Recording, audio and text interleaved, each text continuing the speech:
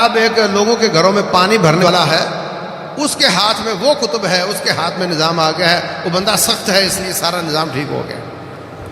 یہ تصور کہ اللہ تعالیٰ نے کوئی اس طرح کے مددگار رکھے ہوئے ہیں۔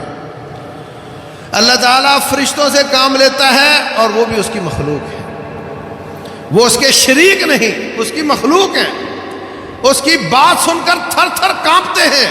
جب رب ذوالجلال ان کو آرڈر دیتا ہے تو وہ ہوش کھو دیتے ہیں، بے ہوش ہو جاتے ہیں۔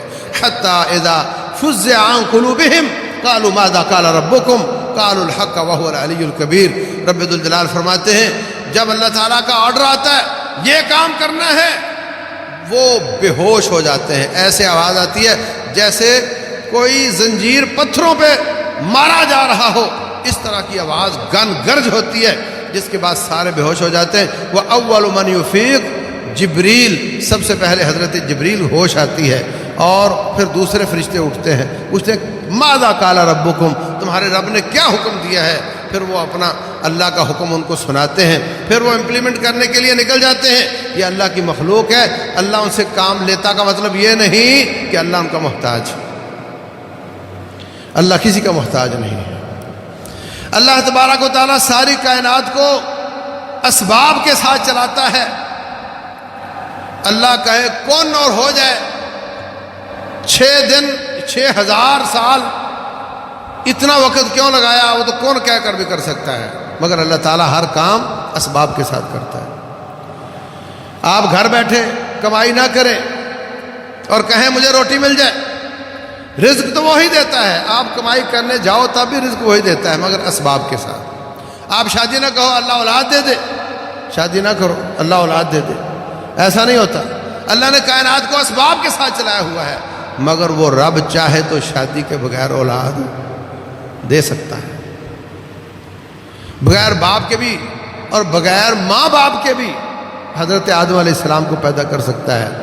تو قوت اس کے پاس ہے، طاقت اس کے پاس ہے، ساری کائنات خود چلاتا بھی ہے، چلا سکتا بھی ہے اور کسی کا محتاج نہیں، مگر وہ لوگوں کے ذریعے کچھ کام فرشتوں کے ذریعے کروائے تو یہ اس کی محتاجگی کی دلیل نہیں ہے، وہ کسی کا محتاج نہیں۔ الواحد الاحد کا معنی وہ اکیلا ہے، ہر بات میں اکیلا ہے، اس جیسا کوئی نہیں۔ تو بھائیو یہ وہ حساس پوائنٹ ہے جس پر اللہ تعالیٰ کو بہت غصہ آتا ہے، جب کوئی شخص مخلوق کو اٹھا کر کے رب کے برابر قرار دیتا ہے۔ رسول اللہ صلی اللہ علیہ وسلم فرماتے ہیں، اللہ تعالیٰ کا فرمان ہے، اللہ فرماتے ہیں یؤذینی ابن آدم، آدم کا بچہ مجھے تکلیف دیتا ہے۔ ایک روایت میں میری تکذیب کرتا ہے، مجھے جھٹلاتا ہے۔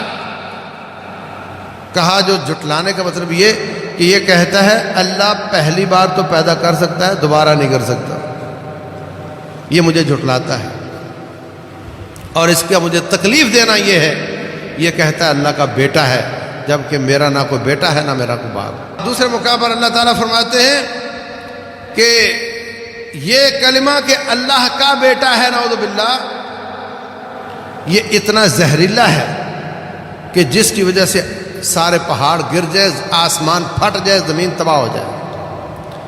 یہ اتنا زہریلا کلمہ ہے کہ کوئی یہ کہے کہ اللہ تعالیٰ کا بیٹا ہے۔ تو اس لیے اس وقت ہمارے معاشرے کے عقیدے میں یہ بات راسخ ہو چکی ہے، اللہ معاف کرے، کہ نعوذ باللہ حضرت عیسیٰ اللہ تعالیٰ کا بیٹا ہے۔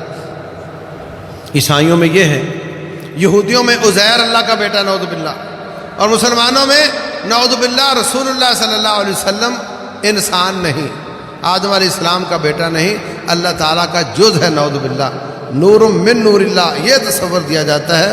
یہ بات شدید خطرناک اور اللہ تعالیٰ کو ناراض کرنے والی۔